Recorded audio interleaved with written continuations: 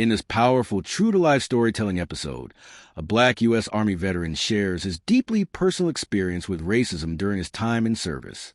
From boot camp to deployment, his story reveals how the uniform didn't shield him from prejudice, but taught him the value of self-worth, resilience, and truth. This is more than a war story. It's a human story. I was 18 when I first wore the uniform. Fresh out of Birmingham, Alabama, young, black, wide-eyed, and full of something they called hope. I signed up for the Army because I wanted more than what the block could give me. I wanted purpose. I wanted respect. I wanted to be seen. My mama had tears in her eyes when I left, proud and scared all at once.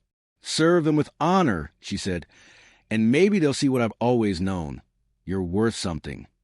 But Mama didn't know. They'd salute the flag next to me, but not the man holding it. Boot camp hit hard. Not just the drills and the sand in my teeth, but the stares. You know the kind. The ones that size you up, measure your worth of melanin, and always come up short. I remember this one white sergeant, Stockton was his name, never called me Private Thomas. Always boy. Sometimes chocolate. Once just it. I laughed it off at first. That's what we did, right? Joke to survive.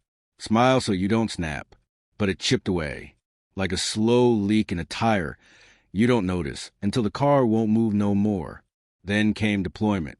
We were stationed in Kandahar. Dust, heat, death, repeat. We slept with sand in our mouths and woke with screams in our ears. Out there it wasn't black or white. It was life or death. I saved lives. Pulled 2 soldiers, white boys, out of a burning Humvee. My hands burned, my back nearly broke. They gave the medals. They gave me silence. Later, in the mess hall, one of them said, "Damn, Thomas, you're all right for one of y'all." I said nothing, just chewed my food. That silence was heavier than my flak vest. One night, I snapped. It wasn't even a big thing, a joke about my lips. But something in me broke, wide open. I stood, fist clenched, voice shaking. You think because I'm black I'm less than you? And the room went quiet, but not in a good way. That dangerous quiet. And Stockton, still a sergeant, he laughed, said, "You think that uniform makes you equal? That's cute." I was written up, threatened with demotion. My record, spotless until then, now stained. I served 4 years, did my time, came home not as a hero, but as a shadow. Doors closed. Jobs slipped through like water. Civilians didn't see a veteran. They saw a black man in camouflage, maybe dangerous, maybe a statistic.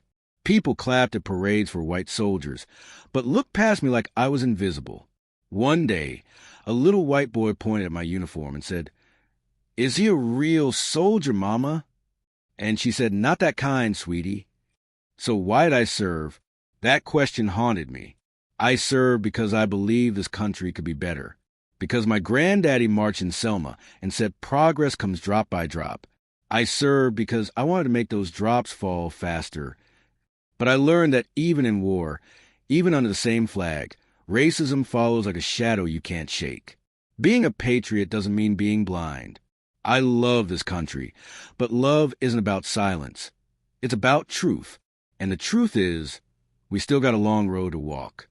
I wore the uniform of pride, but it never protected me from the color of my skin. To the young brothers and sisters out there, serve if you choose to, but don't serve to be accepted. Serve because you know your worth before the salute. And to those who never face this truth, listen, because patriotism without empathy is just noise. Fade out to silence, then the soft sound of footsteps walking away. If this story moved you, hit subscribe for more real, unfiltered stories that speak truth to power. We share stories that matter, memoirs, voices from the margins, and untold truths. Subscribe and be part of the story.